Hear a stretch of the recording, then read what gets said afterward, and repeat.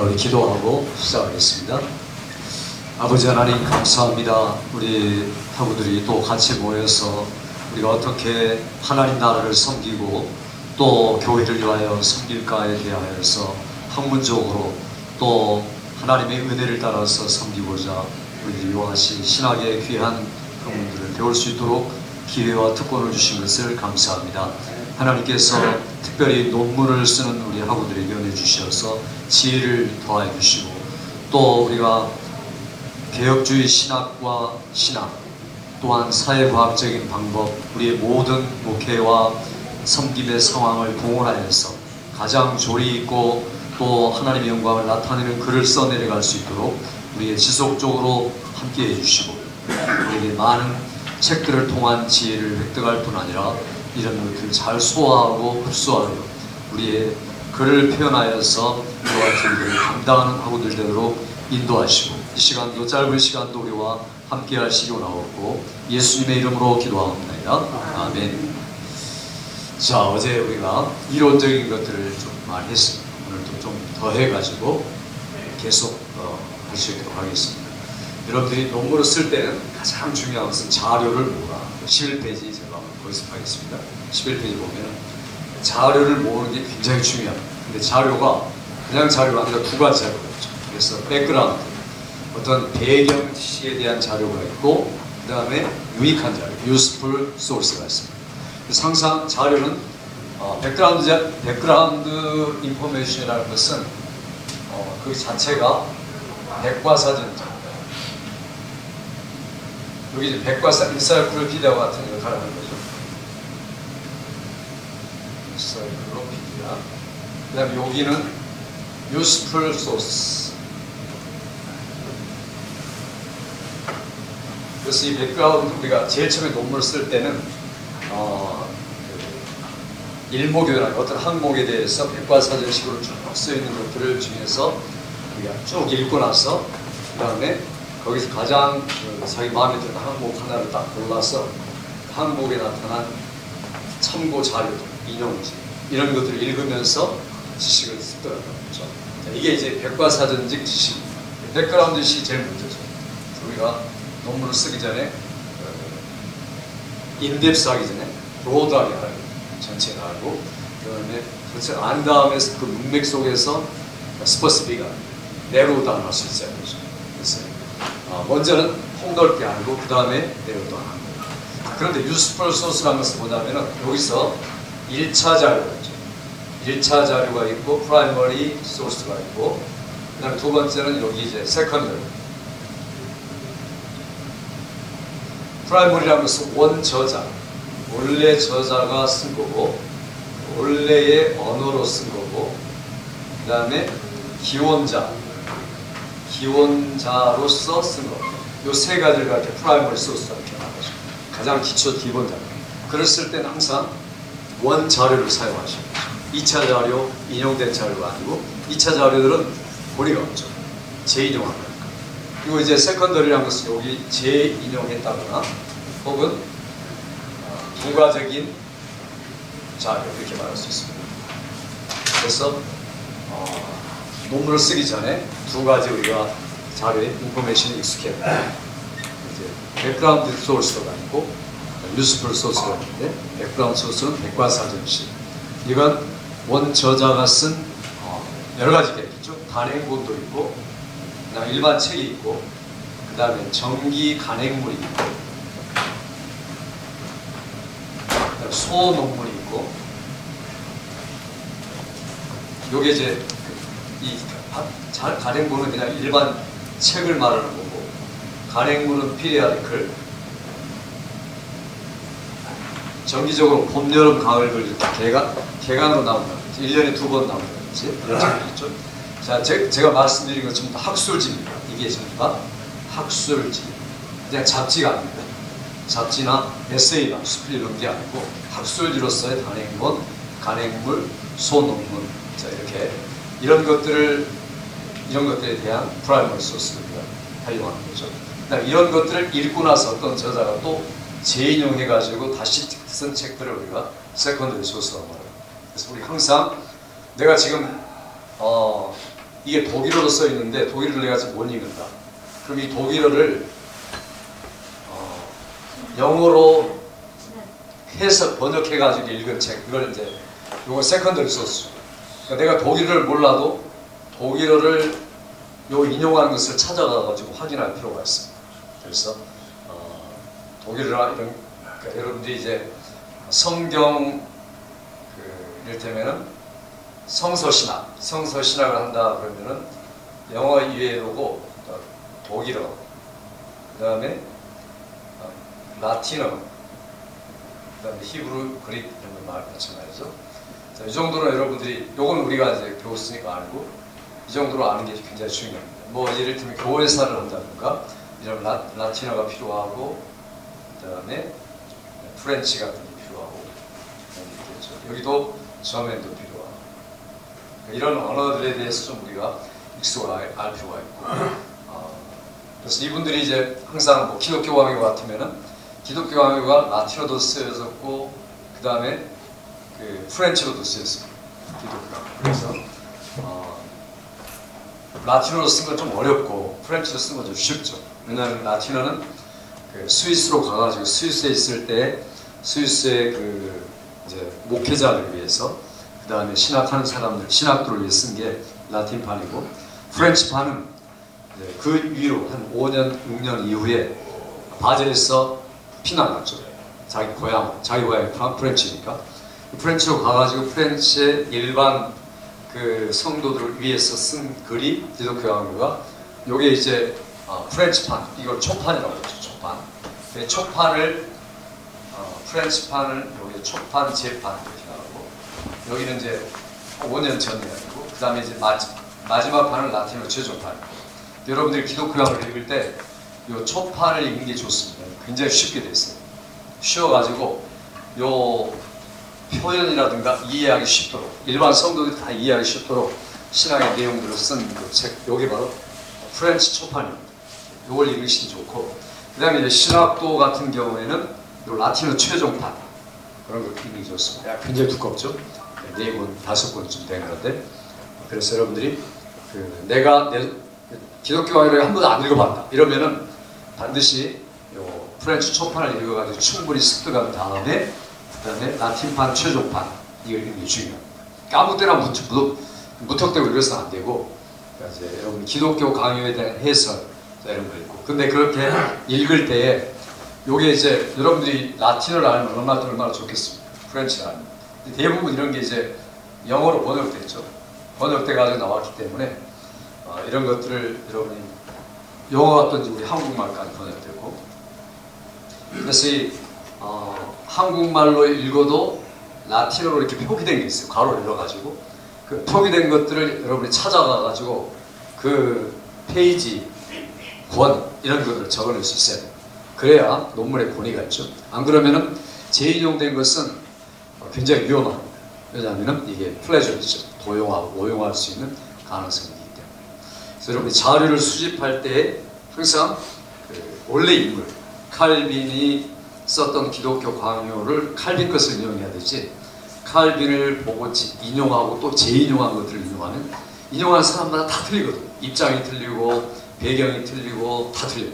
그러니까 이를테면은 칼빈 후에 이제 뭐 스빙글리라든가 영국의 퓨리탄이라든가 이런 사람들이 칼빈을 기독교 강요를 인용할 때 하고, 그 다음 후대의 사람 칼바르트가 인용할 때는 틀립니다. 어제 제가 칼바르트 얘기 많이 했지만, 칼바르트 자기 자신, 내가 가장 칼빈주의자라고 이렇게 말해요. 자기 자신. 그렇게 하고 또 칼빈의 모든 성경적 정신을 정통적으로 있는 사람이 바로 자기 자신이라고 생각하죠. 그러니까 자, 그렇게 바르트가 이해한 칼빈하고, 그 다음에 퓨리탄이 이해한 칼빈하고는 전혀 틀립니다. 그래서 퓨리탄이 이해한 칼빈은 우리 장로교, 스코틀랜드 프레스테란하고, 그 다음에 영국에 있는 그 회중주의자들하고 이렇게, 여기 칼빈주 후예들이죠. 17세기에. 근데 그 사람들이 이해한 칼빈하고, 그 다음에 근대에 이르러서 19세기 말에 있던 칼바르트가 인용한 칼빈하고 참 틀립니다. 그래서 여러분들이 어떤 자료를 보느냐에 따라서 논문이 완전히 달라져요. 색깔이. 굉장히 위험합니다. 그래서 그래서 지도교수가 필요한 거죠. 어제도 이야기했지만 개념도 틀리고 인형도 틀리고 방향도 틀리고 다 틀립니다. 그러니까 그 칼바르트가 예수님에 대해서 묘사할 때는 그가 히스토리컬 지서스 이렇게 말하고 역사적 예수라고 말하는데 우리는 역사적 예수가 아니고 역사에 실제하신 예수님이지 역사적 예수를 표현하는 것이 아닙니다. 이게 뭐냐 히스토리컬 지서스 이렇게 말하면요 이게 말이 그럴듯한데 굉장히 위험한 겁니다. 히스토리컬 지서스 퀘스트 그 다음에 앞에 이제 뭘 붙이냐면 퀘스토 그래서 역사적 예수에 대한 정보. 자, 이게 말이 됩니까? 역사적 예수가 계셨는가 안 계셨는가 우리가 의문을 가지고 접근해 보자. 이게 역사적 예수 역학파입니다. 그러니까 이게 매우 위험한 거죠. 우리는 히스토리컬 지저스가 아니고 그냥 예수님 자신이 역사다. 예수님이 실제로 이적을 일으키고 무리를 거두시고 이런 실제 사건들을 믿는 거죠. 이게 히스토리지 게슈이 때나 히스토리컬 지저스가 아니라는 거죠. 이 개념들을 잘 이해하시는 게 중요하죠. 이런 개념을 잘못 논문에 인용하는 분이 많아요. 역사적 예수니까 괜찮은가 보다. 이렇게 인용하면은 아주 엉터리가 되는 거죠. 이런 인용을. 그러니까 우리가 원 자료를 보는 게 매우 중요합니다. 이건 다 해석된 19세기, 20세기의 운동들, 무브먼트를 이야기하는 거지 잘못된 거죠. 그리고 어제도 비슷한 이야기 했지만 이를테면 정통이라고 말할 때 정통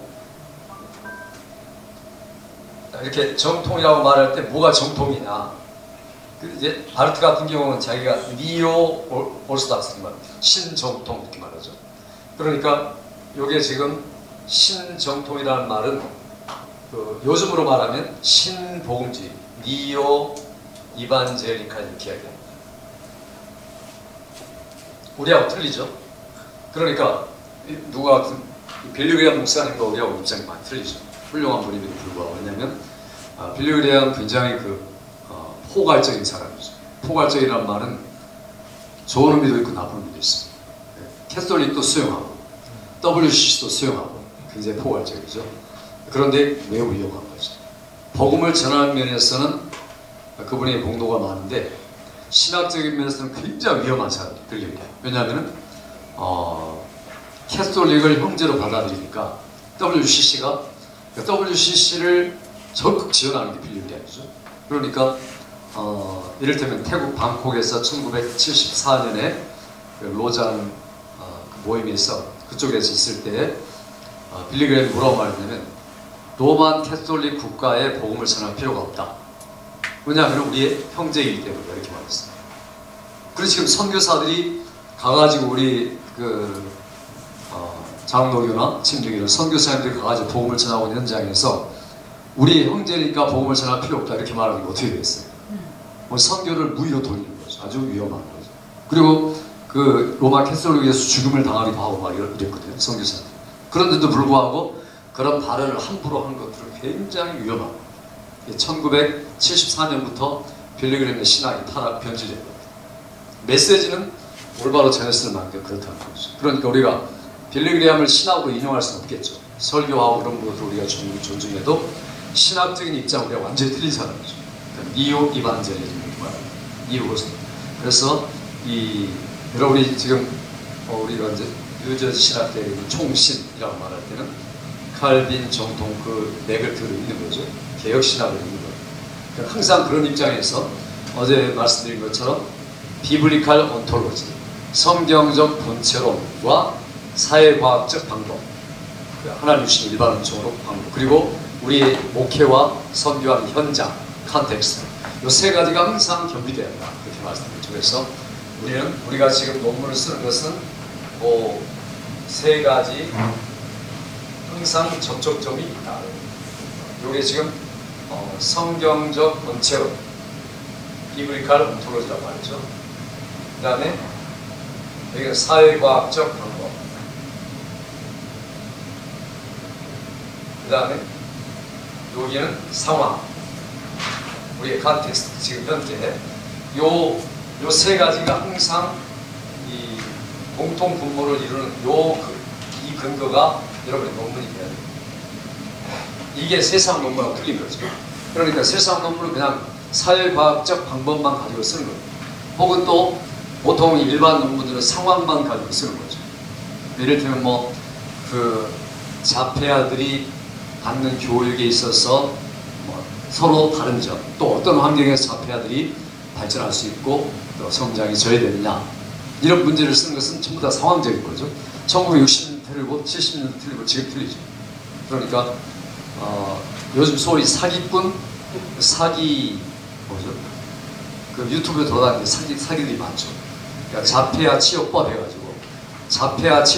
해가지고, 그 사람들이 자폐아 치료법을 실시를 해봤더니 매우 효과가 있더라. 자, 이런 논문이 나왔어요. 나왔는데, 근데 자폐아들이 발전하면서 저절로 발전할 수도 있어요. 변화될 수도 있고. 그러니까 그런 것들을 일찍 무시해버리고 굉장히 절대적으로, 이건 우리가 이런 방법을 쓰면 반드시 발전할 수 있다. 학문에서는 절대란 말 쓰면 안 됩니다. 절대 쓰면 안 됩니다. 이게 왜냐하면 겸손해야 되니까, 학문에서. 내가 이런 제안을 가지고 이런 정도밖에 연구를 하지 못했다는 게 나타나야 되는데, 그 사람들이 그렇게 하게 사기치는 겁니다.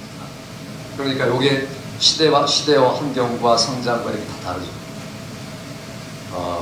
그래서 우리가 지금 쓰는 논문, 이게 성경적 본체론이라고 말할 때, 이 성경적 본체론이라는 말이 우리 개혁신학을 말하는 거죠. 리폼드 디알러지를 말하죠.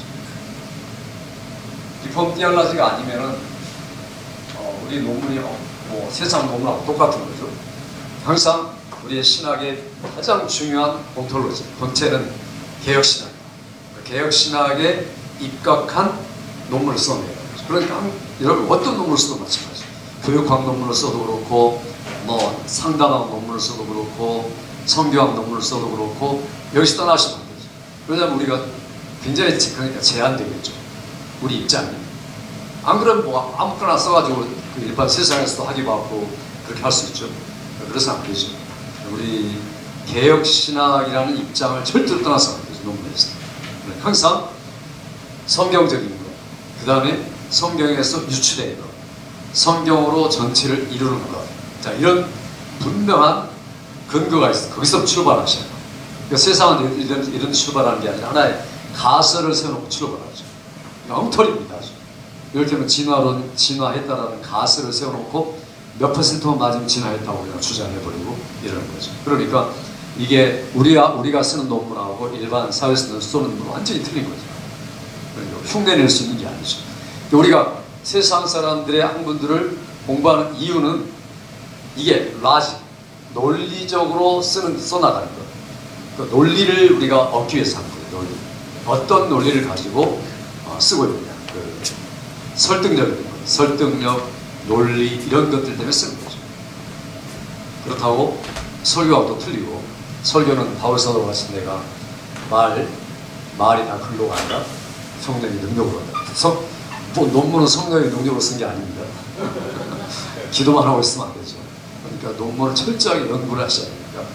이런 상황들 염두에 두고, 중요한 것은 자료를 많이 모으는 게 중요하다. 배경 자료를 모으는 게 중요한데, 이건 논문을 시작할 때, 제일 처음에 시작할 때 주제를 잡기 위해서 이용하는 거고, 그 다음에 이제 여러분이 논문을 써 나갈 때는 요 프라이머리 소스가 가장 중요하고, 요게 조금 힘들면 여기 도움을 조금씩 받아가지고 쓰되, 항상 원래 자료를 찾아가는 습관을 길러라.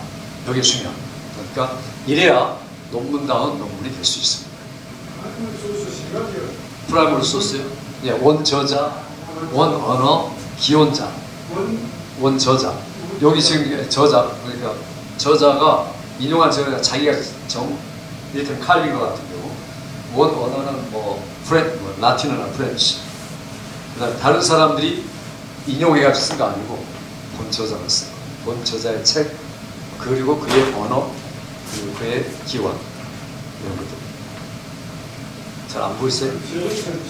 검은 거 새 걸로 검은 거 네? 검은 쪽으로 올라가는데요. 잘 안 보이세요? 세 번째는 뭐죠? 세 번째는 기원자. 그 제일 처음 오리지널. 뭐 이를테면 진화론 같으면 다윈부터 시작해서 그 다음 나온 사람들 말고, 그러니까 그 제일 처음 오리지널을 추적해 나가는 게 중요하다는 거죠. 자, 그래서 이제 여러분들이 그 도서관에 가보시면 열람 카드라는 게 있죠. 요즘에는 컴퓨터로 돼가지고 굉장히 찾기 쉽지만은 이 도서관 구조는요, 세계가 다 똑같습니다. 한국 다르고 미국 다르고 뭐 프랑스 유럽 다르고 그런 게 아니라 다 똑같아요. 도서관 뭐가 똑같으냐? 십진법 분류가 딱 10가지 되어 있어요. 00, 그 다음에 100, 100, 200, 300, 900까지. 그래서 십진법 분류되어 있어요. 그걸 보고 듀이 데스말이라고 말하죠. 여기 다 나왔어요. 적으실 필요 없어요. 그러니까 듀이라는 사람이 인용한 데스말. 그 다음에 이제 그 국회 도서관, 라이브러리 오브 컨그레스라는 그 국회 도서관도 다 마찬가지입니다. 한국 국회 도서관이나 여기 미국 국회 도서관이나 다 똑같아요. 분류가. 그러니까 이를테면은 성경, 조직신학, 성경신학 하면은 우리는 BS, BT 이런 게 해당하는 거죠. 그러니까 여러분 도서관에 가가지고 열람 카드를 찾을 때는 항상 그 A부터 G까지 있으면은 어디 가셔야 돼요? B로 가요. B, S, BT, BG로 가시면 돼요. 굉장히 큰 도서관들. 그러니까 굉장히 찾기 쉽죠. BS로 가가지고 거기에 또 넘버링이 있어요. 1부터 뭐 3층까지. 거기가 그래가지고 이제 분류가 다 돼 있어요. 이 뒤편에 보시면 제가 써놨어요. 뒤쪽에 조금 약간 작은 글씨로 써놓고 있습니다. 여하튼 그래서 거기 보시면은 이를테면 000은 컴퓨터, 일반 서적, 철학, 종교, 사회과학, 자연과학, 응용과학, 예술, 언어, 문화, 역사. 자, 이렇게 됩니다. 한국의 경우도 마찬가지입니다. 한국에 P 하면 간행물, TD 하면 thesis or dissertation, 석사학위 논문, or 박사학위 논문 이렇게 되어 있고, 그 다음에 뭐 이를테면 가보시면 이 폴 넘버라는 게 중요하죠. 카드 볼 때 폴 넘버. 폴 넘버는 뭐냐면 이를테면 270점-6 뭐 KR 리을 이렇게 되면은 BS다. 그럼 여기 성경 신학에 있어서 뭐 해석학 6번째 책인데 한국말로 쓰여진 그다음에 저자가 리을로 시작된 사람 이런 뜻입니다. 이렇게. 그러니까 이게 전부 다 약자로 되어 있으니까 여러분이 도서관이라든가 그 컴퓨터에 들어가면은 항상 키워드를 알고 계시면 돼요. 키워드. 내가 지금 쓰고자 하는 논문의 주제가 뭐냐. 뭐 이를테면 내가 요한복음의 인자론을 쓴다. 그럼 인자. 요한복음에 나온 인자라는 거, 인자를 타이핑하면은 인자에 대한 여기 BS 요 항목에 대한 모든 책들이 다 나옵니다. 그리고 실제로 여러분이 콜럼버만 알면은 굉장히 책을 자료를 구하기가 쉽습니다. 그러니까 어디나 한국말이건 영어건 다 똑같아요. 그래서 이건 세계 공통적으로 도서관 쓰는 겁니다. 그래서 여러분이 그 지금 계신 도서관, 장로님도 거기 뭡니까? 제가 리오니아 도서관 가보니까 참 잘 되는 것 같아요. 리오니아. 제가 뉴저지 와가지고 뉴저지 도서관 여러분이 다녀왔습니다. 그래가지고 보니까 여기 펠리사이 도서관은 한국 분들이 너무 시끄럽게 하더라고요. 도서관도 안 가, 시장판 같아요. 애들이 시끄럽게 해가지고. 근데 장로님 계신 저 리오니아 도서관은 아주 조용해졌습니다. 그쵸, 네. 제가 여기 와가지고 다른 데 뭐 도서관 다 돌아왔어요. 여기 지금 거기 있다 왔어요. 제가 금방. 여기 리츠필드도 괜찮아요. 그러니까 그런 데 가셔가지고 지금 이런 거 찾아보세요. 찾아보셔가지고. 근데 도서관들이 좀 작아요. 좀. 그러니까 메인 라이브러리죠. 여기서 메인 가장 큰 데는 어딘지 모르겠어요. 유저지. 보통 이제 퀸즈 같은 데는 메인 라이브러리는 중국 사람들이 와보라고 나왔는데 보통 라이브러리보다 한 4배 정도 큽니다. 그러니까 거기에는 이제 우리가 이런 것들을 찾을 수 있겠죠. 근데 이제 쉽진 않죠. 큰 도서관에 가셔야 신학 책들을 우리가 구할 수 있으니까. 한국 책들은 없고 거의 다 영어 책들이니까. 그래서 여러분이 또 그 도서관에다가 자기 요구를 하시면 돼요. 내가 무슨 책을 보고 싶은데 꼭 필요한데 이것들을 구했으면 좋겠다. 그 도서관에 리퀘스트를 하면 돼요. 그러면 그 도서관에 구해주게 돼 있어요. 여러분들이 도서관에 가가지고 사서나 이런 분들한테 이런 그 출판, 저자, 책 제목, 출판사, 연도, 그 판수 이것까지 다 적으셔가지고 제출하면은 아마 한 달 내에 이렇게 오기도 하고요. 도서관을 여러분이 잘 이용하시는 게 굉장히 좋습니다. 그러니까 책도 살려고 하지 말고 빌리면 되니까 15일 한 달 이렇게 빌려가지고 또 리뉴얼 되니까 없는 살림에 책까지 나와서 어떻게 하겠어요. 그래서 저도 이제 책들이 한국에서도 굉장히 많았지만 여기 오면 다 버리고 여기 와서 지금도 책이 한 10,000권쯤 된 것 같아요. 쭉 그러니까 이제 이런 것들이 놔둘 데가 없어요. 근데 지금은 전부 다 이게 그 컴퓨터 처리가 돼가지고 책들을 여러분이 구하기 쉽고 읽기도 쉽습니다. 그러니까 요즘 아마 앞으로 책 안 써도 될 것 같아요. 전부 전자책으로 나오니까 이제 조금만 지나면 다 그렇게 됩니다. 근데 여러분들은 사셔야 돼요. 왜냐하면 책에다가 뭐라고 했어요? 낙서를 하시라고 했죠. 주변에 거기다가 낙서를 하고 이거 틀렸다. 그 다음에 한 줄로 요약하면 뭐다. 그 다음에 이건 문제가 많다. 이걸 꼭 써놓으라고 했죠. 그래가지고 그걸 가지고 여러분이 인용해야 이게 여러분이 논문을 프라이머리 소스를 가지고 쓸 수가 있습니다. 그래서 여러분들이 책은 잘 안 빌려줘요. 제가 그래서. 왜냐하면 너무 지저분하고 부끄럽고 그래가지고. 왜냐하면 책은 자기께 돼야 되지. 책을 이렇게 질로 사는 분들 보면요, 이건 공부 안 하는 분들이에요. 질로 이렇게 누구 칼빈 주석이 좋다. 1번 50분까지 사면은 한 번도 안 봐.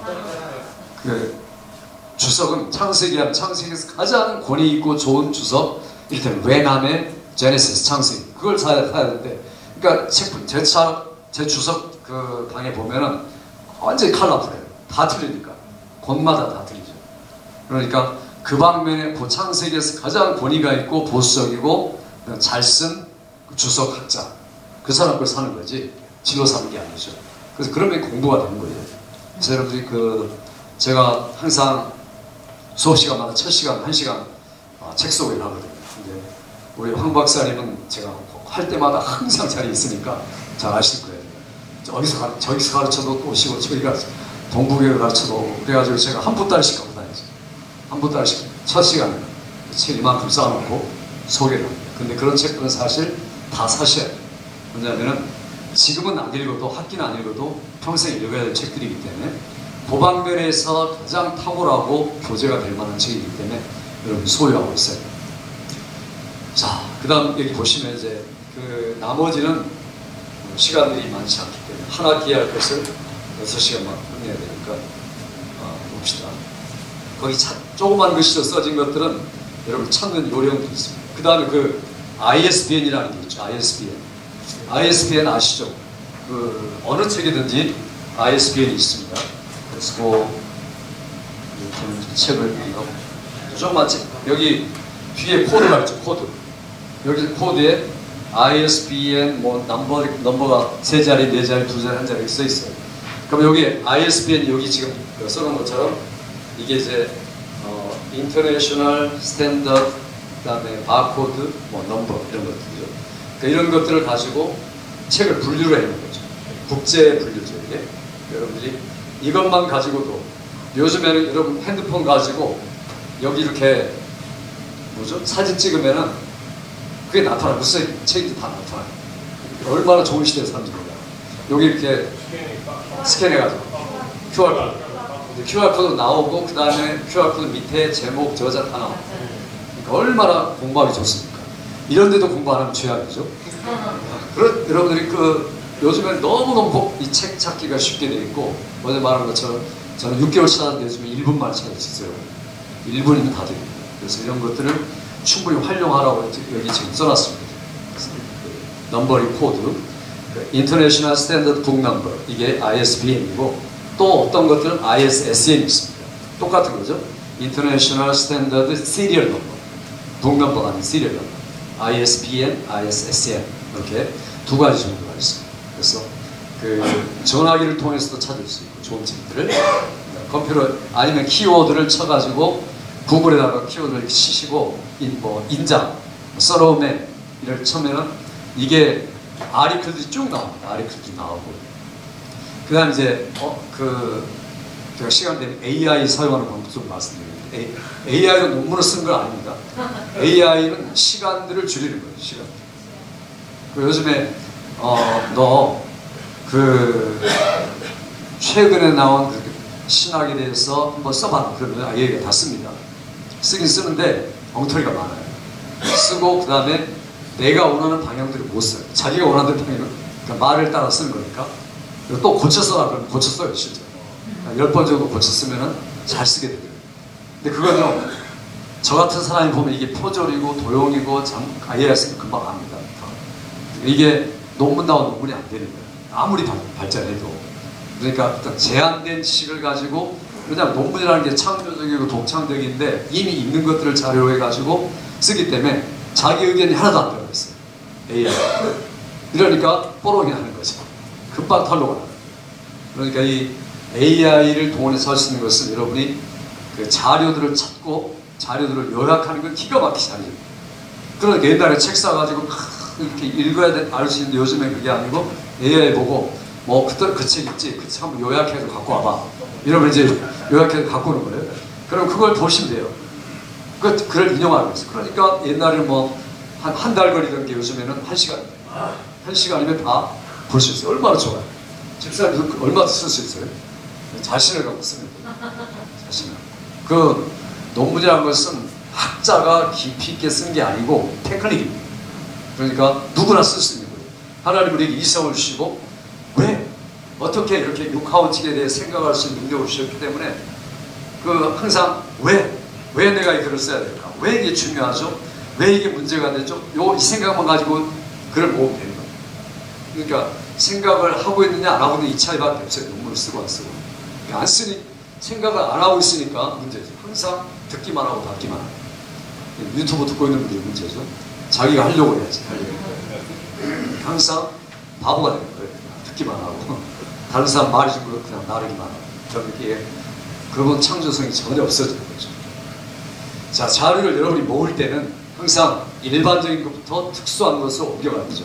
처음에 내가 필요한 일반적인 자료들을 여기서 이제 요 인사이클로피디아 보면 항목에 레퍼런스가 있다고 그랬죠. 참조 서적이. 참조 서적 중에서 보면 맨 위에 있는 거. 보통 그 인터넷 찾으면 인자에 대해서 찾으면 이렇게 인자가 쭉 리스트가 나오면은 앞에서부터 한 10번째 정도.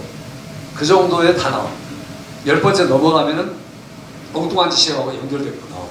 그러니까 권위가 없는 거죠. 항상 어떤 자료를 찾을 때 맨 앞에 나온 순서부터 한 10개나 20개를 잘라가지고 거기까지 찾아오는 게 중요해요. 그 위에는 관계없는 것들, 조금만 관계되는 것 막 붙이는 것들 이런 것들이 많기 때문에 여러분 그 인터넷을 충분히 활용하는 게 매우 중요합니다. 여기 지금 인터넷 주소도 제가 많이 적어놨습니다. 그 다음에 이제 그분이 첨구도서를 쓸 때, 프라이머리 소스 첨구도서 쓸 때 맨 뒤에 보고 그 다음에 밑에 각주 보고 많이 인용한 것은 반드시 사가지고 보는 게 중요하고 그것들을 가지고 공부하는 게 굉장히 중요합니다.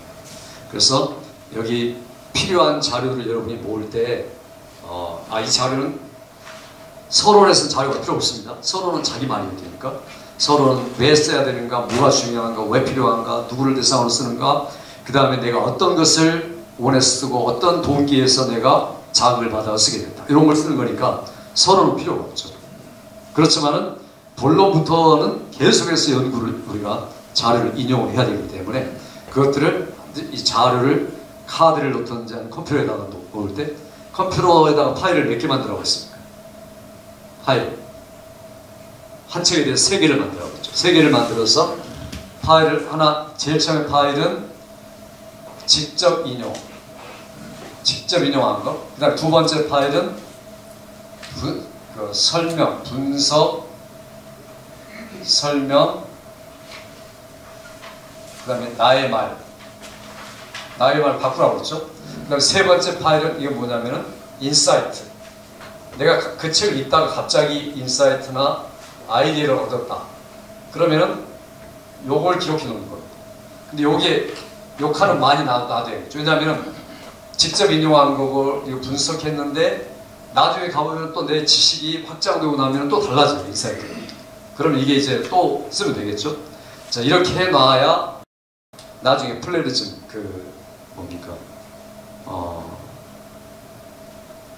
다른 사람도 도용하고 이런 가장 큰 플레저리즘을 우리가 피할 수가 있습니다. 여기 다 같이 써놔야 되죠. 저자명, 저서, 그다음에 출판지, 출판명, 페이지 다 써놓으셔야 돼요. 그래가지고 이런 것들을 다 똑같이 기록해 놓고 하나씩 파일을 만들어 놓고 이런 것들을 확장을 시켜 나가고 그 옆에다가는 내가 앞으로 쓸 때 본론의 1장 1항목 1번에서 써야겠다. 자, 이런 생각을 가지고서 기록하는 게 중요한데, 자, 그럴 때 왜 이게 쓸 수 있냐면은 여기 아까 서론을 시작할 때 여러분이 어제 제가 그런 말 했어요. RQ Research Question. 메인 질문이 뭐냐. 그 다음에 여기서는 두 번째는 Substyle 죠. Subsidiary Question. 요건 부가적 질문이죠. RQ와 SQ가 있어. RQ는 하나죠. 논문에서 논문 전체의 퀘스천. 그 다음 여기는 이 퀘스천을 서포트 해주는 부가적 질문. 부가적 질문은 하나, 둘, 셋 이상입니다. 그럼 요 하나가 본론의 본문의 1항목이 될 수 되고 2가 2번 항목이 되고 이런 식으로 나가는 거죠. 그러니까 내가 전체적인 이를테면 아까 말한 인자 요한복음에 나타난 인자 그러면은 다른 공간복음에서에 나오는 인자는 뭐고, 그 다음에 그 공간복음과 요한복음에 나온 인자의 배경은 뭐고, 그 다음에 그 요한복음에서만 특별하게 나타나는 인자의 그 성격이 뭐고, 자, 이런 것들을 우리가 질문으로 만들어가지고 항목을 소제목으로 붙여가지고 글을 쓸 수가 있는 거죠. 그래서 얼마든지 이렇게 우리가 진행해 나갈 수가 있습니다. 자, 그 다음 필요한 자료 보시면은 그 단행본 있고, 제가 그 인터넷 써놓은 것들 있죠. 조그만 글씨로 멘탈 일네스 하면 약자들 여러분이 잘 아시는 게 중요합니다. UF 그러면은 used for, BT는 broad topic, MT 하면 narrow topic, RT 하면 related topic 이렇게 되어 있어요. 정기 간행물은 ATLA, American Theological Library Association. 이게 이제 가장 방대하다고 그랬죠. 미국의 모든 신학 잡지, 정기 간행물 이런 것들이 다 포함된 게 ATLA이고, 그 다음에 그것들이 컴퓨터화 돼가지고 조금 더 그 광활하면서도 광대하게 찾을 수 있는 게 EBSCO. 거기 EBSCO, EBSCO 호스트. 요게 정기 간행물 중에 가장 유명하고, 그 다음에 세 번째는 OCLC, 온라인 캠페인 라이브러리 컨센터. 380만 정도의 단행본이 들어가 있습니다. 그리고 모든 학문들이 총체를 이룬 것이죠. 대단한 겁니다, 이게. 20세기 와서 도서관 시스템이 발전하면서 이게 만들어졌는데, 거기 보시면 조그만 글씨로 제가 써놓은 HT, 그 웹사이트 주소 써놨죠. dbpi.co.kr, kisscasestudy.com, 그 다음에 nenet.com, KSI.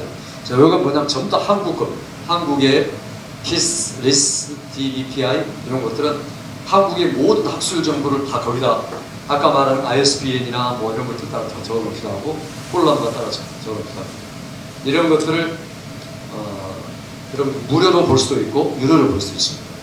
저는 유료로 보는 건 잘 어떻게 하는지 모르겠는데 뭐 하나 내가 그 어떤 논문을 다운하려면은 페이를 이제 페이팔로 하시면 되는데 요즘에 그게 생겼다고 잘 모르겠는데 여기서 한국에다 페이할 수 있습니까? 크레딧을. 그게 안 되더라고요. 잘 안 되죠. 크레딧 카드. 한국 가서 물어보니까 그것도 잘 안 돼요. 근데 요즘에 그 시스템이 나왔다고 그러는데. 비자하고 마스터 그게? 아니 그러니까 이제 내가 웹사이트 들어가가지고 한국 논문을 다운로드할 때 돈 내라고 하거든요. 그때 페이할 수 있는 게 이제 페이팔은 돼요. 그러니까 이제 여러분이 그 페이팔 가입하고 되는데 그래가지고 논문을 다운로드하면 계속 보셔가지고 그 공짜로 하는 것도 많고 뭐 다운로드 하나 할 때 많아야 5,000원도 안 돼요. 2,000원, 3,000원 이렇게 돼요. 그러니까 그런 것들을 이렇게 한꺼번에 쭉 살펴가지고 다운로드를 쭉 하고 장바구니에 넣어놔가지고 그 다음에 이제 페이하시면 돼요. 그러니까 한국에서 나오는 논문이요. 논문. 예. 그 석사하고 박사를 한국에 있는 신학교가 다 있는데요. 네. 돈이 안 풀입니다. 프리. 네. 네. 그리고 카피를 만들 수 있어요. 논문 자체를 카피를 만들 네. 그러니까 이제 프리가 있고 프리 아닌 것도 있고요. 그러니까 이제 어떤 것들 박사 논문 중에서 이제 이렇게 학교마다 제한을 두는 것도 있어요. 그래서 나중에 여러분들이 그 들어가시 다운로드 하시면 돼요. 이렇게 클릭하면은 그래가지고 이렇게 하나하나 모아놓을 때 자료 여러분 구분하셔야 돼요. 그냥 막 모아놓으면 안 되고 내가 본론으로 쓸 것 또 그 파일을 좀 파일을 해놓고 폴더를 몇 개 넣어놓고 이쪽 폴더는 본론 폴더, 그다음에 본론 1장 폴더, 2장 폴더, 3장 폴더, 그다음에 1장에 1번, 2번 한 곡에다가 그다음 파일을 넣고 폴더 안에 파일이 들어가잖아요. 그러니까 파일을 분류를 해놔야 돼요. 그래야 여러분 시간을 많이 줄일 수 있습니다. 이게 보통 박사학위 논문을 제대로 쓰려면 한 5년 걸리고 그냥 써도 한 2년 걸리는데 여러분이 1년 걸릴 수 있어요. 지금 가서만 하면. 그러니까 이렇게 시간을 매우 줄일 수 있어요. 여러분. 얼마나 좋은 거예요. 저 같은 경우는 뭐 5년씩 걸리고 막 그랬어요. 그러니까 이게 쓸데없는 시간을 너무 많이 낭비하고 책을 얻고 막 구하고 이러는데 지금은 너무 좋은 시대에 여러분이 살고 있어요. 행복하신 줄 알고 공부를 꼭 하시기 바랍니다.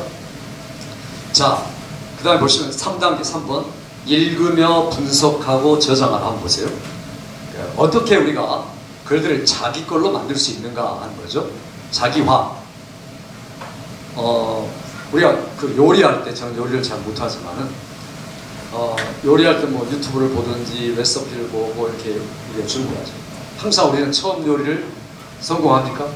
거의 실패하죠.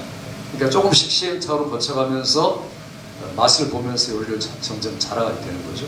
논문도 마찬가지죠. 처음부터 완벽하게 글을 쓰는 사람은 아무도 없습니다. 아무리 학자라도 마찬가지죠.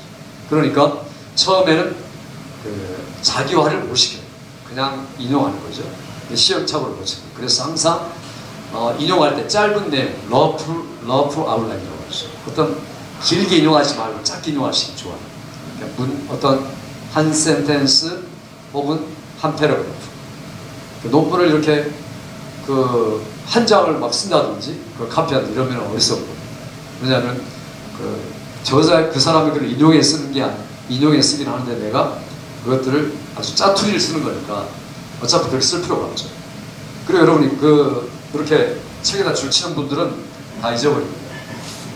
책에 이렇게 줄을 치는 분들 있죠. 줄을 친 다음에 패러그래프 줄을 이렇게 다 치는 분들이 있어요. 저도 많이 쳤지만 여기 이제 거기서 가장 중요한 센텐스에다 이렇게 칼라 코드를 하는 게 있어요.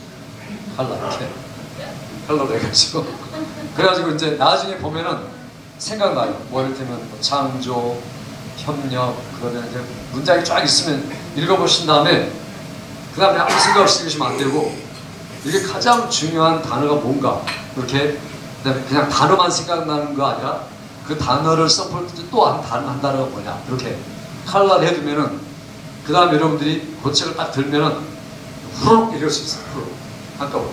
그러니까 아이디어를 얻었죠. 잘 읽게 돼요. 점점. 여러분 이건요 제가 누구 어떤 교수 보니까 서강대 교수가 그분이 말했던 것 보니까 이런 내용이 강의를 하는데 유튜브에서 요즘 보니까 제가 유튜브 찾아보니까 논문에 대한 컨설턴트가 굉장히 많아졌어요. 최근에 그 논문을 이렇게 써 그래가지고 일반 논문 그런 분들 이걸 참조하시면 좋습니다. 그것도 이제 돈 내라고 돈 내가지고 그냥 맛만 보여주고 그래서 그 논문을 컨설턴트 말고 좀 이렇게 교수들이 강의하는 거 좀 들으시면 좋아요. 그냥 일반 제대로 연구 안 한 컨설턴트들이 요령만 가지고 강의하는 거 말고 그 어떤 권위 있는 대학 교수가 강의하는 거 이런 것들을 여러분이 많이 들으시고 그 논문의 실력들을 향상시키면 좋습니다.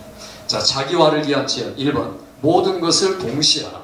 그러니까 내가 1장 쓰고 2장 쓰고 3장 쓰는 게 아니고 이게 그러니까 그 밑줄을 긋고 밑줄을 긋은 다음에 자기만의 노트를 하면서 분석하고 정리하고 자신의 말로 패러프레이스하고 그 다음에 수정하고 보완하는 거 동시에 하는 거예요.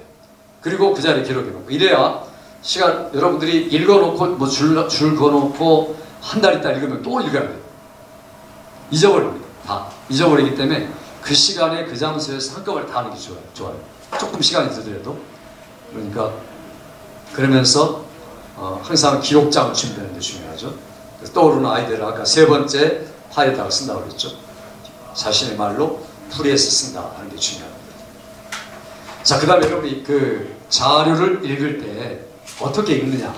다른 사람의 논문이나 글을 읽을 때 먼저 배경을 읽는 게 중요하죠. 목차가 뭔지, 서론이 뭔지, 머릿말이 뭔지, 부록이 뭔지. 이건 시간 안 걸리죠. 그 다음에 발췌문과 요약, 앱스트랙이라고 했죠. 앱스트랙. 앱스트랙을 읽으면은 책 전체를 읽는 것과 마찬가지죠. 그러니까 앱스트랙에는 아무리 200페이지, 300페이지 되더라도 한 20페이지로 요약됐다고 그랬죠.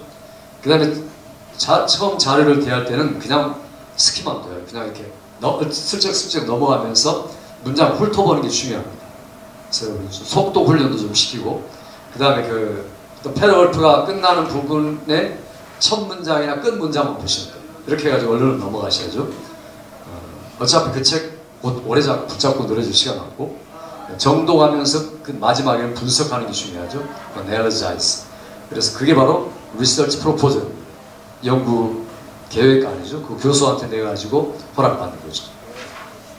그래서 여러분 특별히 그렇게 논문을 쓸 때는 장소를 잘 선택하셔야 돼요.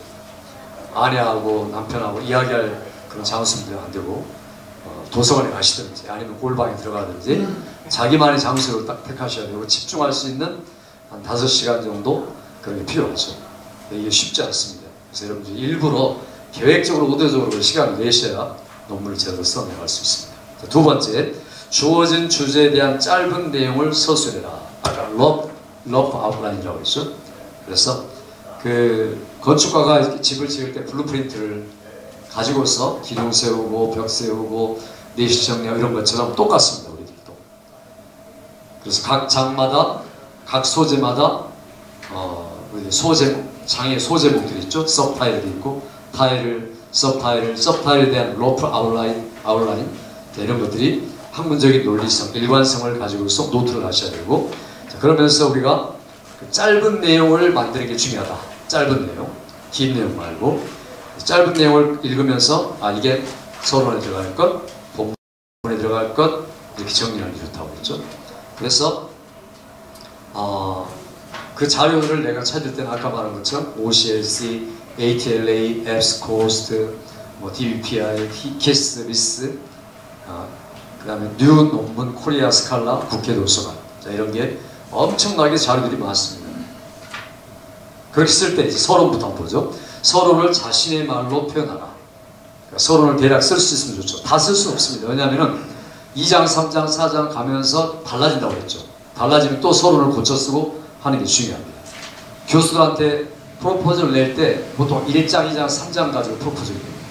그러니까 1장 서론, 2장 선행연구, 3장 연구 방법, 그 다음에 간단한 결론 이렇게 해가지고 프로포즈를 내면 이제 패스된 다음부터 논문을 시작할 수 있는 거죠.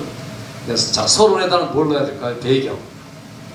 그래서 그 전체적인 배경, 내가 연구하는 이 논문에 간단한 배경을 놓고, 그 다음에 이 논문의 주제가 뭔가, 그 다음에 누가 연구를 시작했는가, 그 정도 놓고 어떤 이슈로 이게 등장했는가 이런 것들을 쓰고, 두 번째는 서론의 두 번째는 기존 지식을 쓴다는 게 중요합니다. 그래서 문제점이 뭔가, 왜 내가 이것들을 쓰는가, 연구의 필요성, 그 다음에 연구 주제의 필요성, 왜 이 주제는 내가 지금 이렇게 전면을 내세우는가, 그 다음에 메인 이슈, 주요한 질문이 뭔가. 자, 이런 것들을 간략하게 언급하는 게 필요하죠. 길게 쓰란 말이 아니고 한 센텐스나 두 센텐스 쓰는 거죠. 세 번째는 자기 주장과 가정. 자기 주장과 가정은 질문으로 바꾸라고 했죠. 자기의 어떤 하이포시스, 가정, 가설. 그래서 그걸 찾아가는 게 중요하다고 했죠. 근데 서론에다가 누구 책을 인용하면 안 됩니다. 서론은 자기만이 그러죠. 서론 얼마 안 되잖아요. 보통 이제 서론이 아무리 길어봐야 5페이지, 6페이지 이상 안 나가요. 큰 논문이 돼도. 그러니까 이 서론을 쓸 때 여기 지금 말한 것처럼 배경 쓰고, 기존 지식, 알고 있는 일반적인 지식 쓰고, 자기 주장 쓰고, 앞으로 이렇게 전개하겠다.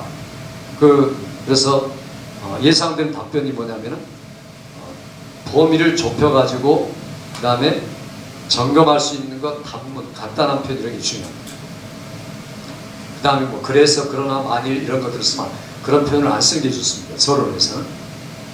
그리고 자기 주장이 분명히 있어야 되죠. 주장을 증명할 필요 없죠. 서론에서. 앞으로 이제 2장, 3장에서 증명이 나가기 때문에.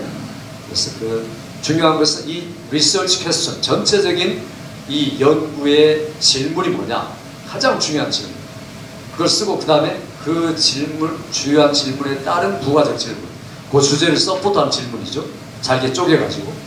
그걸 가리켜 Subsidiary Question이라고 그러죠. SQ.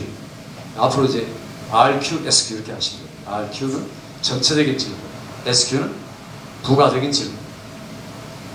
그 다음에 이제 서론에 방법론이 있고, 방법론을 여기 써나가는 게 중요하고, 장마다 방법론을 간단하게 요약하는 게 중요해요. 그 다음에 서론에 이제 5번째 들어갈 게 동기와 특수성. 내가 이러이러한 동기를 가지고 썼다. 앞으로 학문적인 이런 공헌을 했으면, 이런 면에서 했으면 좋겠다. 그리고 이 연구는 다른 연구자들이 해놓았지만 내가 가지고 있는 내 연구의 차이점은 이런 거다. 차별화가 있어야겠죠. 차별화가 뭐 특별한 건 아니지만 거의 비슷한데 다른 분들의 논문하고 나하고 차별되는 게 이게 몇 개 있다.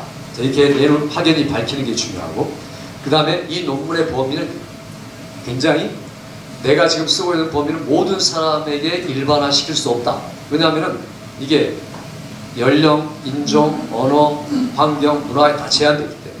그러니까 이를테면 재미에 있는 한인 교회들의 뭐 40세부터 60세까지의 입고한 통계로 제한된다. 그러므로 모든 사람에게 일반화할 수 없다. 자, 이런 여러분 제한점을 써놔야 돼요. 그러니까 논문이라는 게 그런 거죠. 그러니까 매우 겸손하고 일반화하면 안 되죠. 항상 논문을 쓸 때는 내가 이제 설문을 조사한다든지 아니면은 인터뷰를 한다든지 그리고 아니면 민속 연구를 한다든지 그럴 때 범위를 굉장히 제한해야 되죠. 그래서 내가 지금 쓰고 있는 논문은 온 세계에 다 적용되는 거 아니죠. 미국에만 적용되고 자기가 가능한 것들 해야 되니까. 그 다음에 미국에서도 한국 사람에게만, 한인들에게만 적용되고, 한인들 중에서도 목사들만 적용된다든지 아니면 장로님들만 적용된다든지. 그 장로님들 중에서도 연세가 이제 뭐 50대부터 80대까지 이렇게 이런 식으로 해가지고 제한하는 게 중요하다고 그러죠. 그러니까 모든 것을 일반화할 수 있는 제한성을 가지고 있다. 그래서 앞으로 연구를 하는 분들이 이것 이상을 해서 연구를 했으면 좋겠다라고 밝히는 게 중요해요. 논문의 서론은 마지막 부분이었습니다. 자, 그 다음에 이제 조금 넘기시면 거기 이제 얘들을 제가 써놓고, 본론을 부가 질문 중심으로 전개한다. 아까 SQ라고 그랬죠? SQ 중심으로 해나갈 때 SQ, 그러니까 부가 질문이 한 3개 정도 되죠. 주제 질문에 대한 주제 질문 나눠가지고 할 수 있는 부가 질문을 3개, 아무리 많아도 5개 이상 넘어가면 안 돼요. 그게 1장 1장이 될 수 있으니까 소제목이 될 수 있습니다. 그래서 이를테면 1장, 이게 이제 서론이겠죠. 2장, 이를테면 2장 하면 선행연구죠. 2장에 1번, 그 다음에 1번에 또 1항목, 그 다음에 1항목이 1번. 자, 이런 식으로 나가면 자, 1장 요 이상 나가는 거 좋지 않습니다. 세분화되면 너무 복잡해요. 그러니까 요 1하고 이렇게 2 나가고 이렇게 2 나가겠죠. 여기 또 뭐 2가 있을 거고. 자, 이런 식으로 우리가 논문의 전체적인 타이틀, 요거 지금 선행연구죠. 2장에 문헌연구, 선행연구 똑같습니다. 문헌이나 선행연구가 똑같은 말이에요. 그래서 연구를 하면서 자기가 분석하고 평가하고 이해하는 것들을 가지고 써나갈 때 1번이 뭐냐면 아까 요 SQ죠. SQ 1번, 1, 2, 3. 자, 이게 이제 1번의 1항목이 되고, 그 다음에 여기 SQ 두 번째 문제가 여기 2번의 제목이 되는 거죠. 이런 식으로 소제목이. 그런 일관성이 있어야 되겠죠. 그러니까 내가 질문했던 내용을 가지고 자, 1장을 쓰고, 그 다음에 두 번째 소질문 가지고 2장을 쓰고, 그 다음에 여기는 뭐냐면 요 지금 요 1번, 2번, 3번은 하나의 문단입니다. 문단에서, 그러니까 1번 문단, 패러글프가 앞에 저 문단, 패러글프죠. 패러글프가 문단이 된 거죠. 그래서 한 문단, 몇 문단이 있으면 그 문단 이렇게 인덴트가 있죠? 약 띄는 거, 들어가는 거. 그 문단에는 항상 한 가지 내용만 기록하는 거예요. 한 가지 사상과 한 가지 메시지, 한 가지 내용. 내용이 복잡하게 쓰면 안 되죠. 한 패러그래프 한 가지 내용만 써야 되죠. 자, 이런 게 합해져가지고 문단이 되고, 그러니까 1번의 작은 항목에 이런 것들이 합해지고. 그러니까 제가 아까 짧은 글을 인용해서 인덱스 카드 이렇게 파일을 만들라는 것은 이런 것들을 이제 여기다 끼워 넣는 거죠. 어디서 하는지 자, 이런 것들을 짧은 카드로 만든 것, 요 세 가지를 가지고서 여기다가 문단에다 끼워 넣는 거죠. 이런 식으로. 여기서 지금 내가 카드를 가진 것들을 이런 식으로 끼워 넣습니다. 하나. 그래가지고 연결을 시켜. 이해되세요? 여기 지금 부가 질문 이렇게 자료들을 내가 써가지고 다 정리해놨죠. 읽으면서. 그럼 이제 거기서 길게 안 쓰고 한 이렇게 짧게 썼을 거 아니에요. 한 서너 문장. 그 서너 문장을 이제 이걸 배열을 해보는 거예요. 같은 비슷한 주제끼리 배열해가지고 그것들을 여기 지금 작은 문단 내가 쓰려는 거기다 삽입을 하는데 갖다가 넣어놓고 배열을 해보는 거예요. 하나, 그 다음에 비슷한 내용끼리 배열을 하나, 둘 개 해가지고 연결되는 것들을 말을 만들어가는 거죠. 연결되는 거. 그래서 요게 지금 작은 한 항목이 되는 거예요. 자, 이런 식으로 계속 축적이 나가는 거예요. 2장을 쓸 때. 2장이 중요하죠. 2장이 가장 중요해요. 선행 내용 부분은 조사한 다음에 분석, 평가, 제시하는 게 굉장히 중요해요. 요 2장이 이렇게 거기 지금 써놨는데 대주제가 있고 소주제가 있고 또 소항목이 있고 요 1번이 있고 요게 대주제, 요 소주제, 그다음에 항목 여기까지. 그러니까 항목이 문장 서너 개가 엮어가지고 한 항목이 되는데 한 패러그래프에는 한 가지 생각만 들어가야 돼요. 여러분 복잡한 거 안 되고 한 가지에 대한 그 이야기만 쓰는 거죠. 그 다음에 문장 패러그래프 바꿀 때 또 한 가지. 이런 게 합해갖고 일이 되는 거고. 그게 이제 다 합해지면 또 좀 더 큰 일이 되고, 그 다음에 일장, 본론의 일장이 되는 겁니다. 이런 식으로 축적돼가지고. 이런 것들을 만드는 게 굉장히 중요하겠죠. 이런 것들을, 지금 직접 인용 혹은 요건 간접 인용이죠. 예를 좀 들어주시면 혹시 뭐 거기 지금 예시가 안 들어놨어요. 조그만 글씨로. 그 설명도 있죠. 여기 지금, 미국의 낙태 결과 이런 거 있죠? 미국의 낙태 결과 조금 적은 글씨로. 그거 할 시간 너무 부족해가지고. 네, 그거 보시고. 자, 그 다음에 이제,